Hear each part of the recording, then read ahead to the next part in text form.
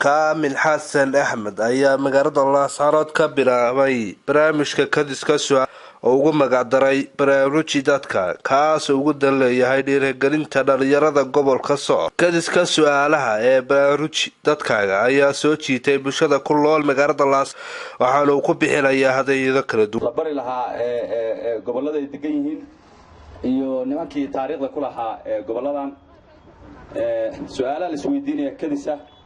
qofku wuxuu qaadanayaa jaayiso marka hadduu garan waayo qofkuna ceeb ma ahan waayo aqoontu barbe ka tahay ma aqaan marka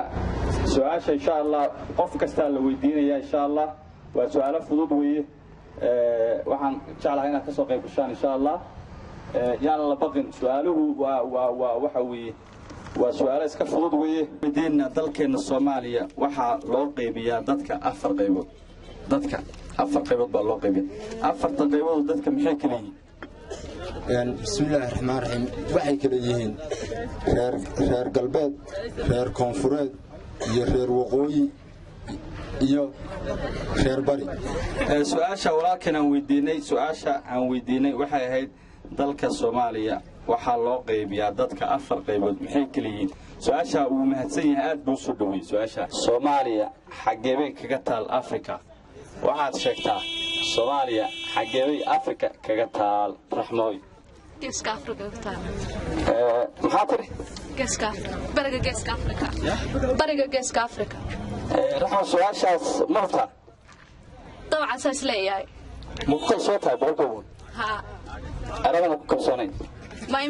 waan soo istaagay inaan isku kalsoonaa mise dad kale weydiinaysaa gabdhaha weydiinaysaa su'aasho iyo saxaalada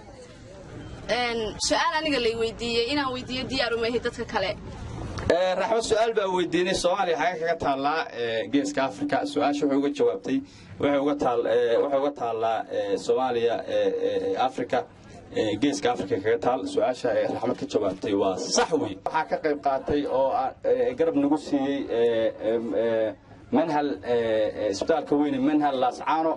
waxaan ku dhiirigelinayaa ganacsatada ka soo jeeda gobolka Sool inaysan dadka lacag kaliya aan qarashaad ka guranay bulshada wax ku celiso aad baa u mahadsantahay raxmo qadar tarabiis News TV Laascaano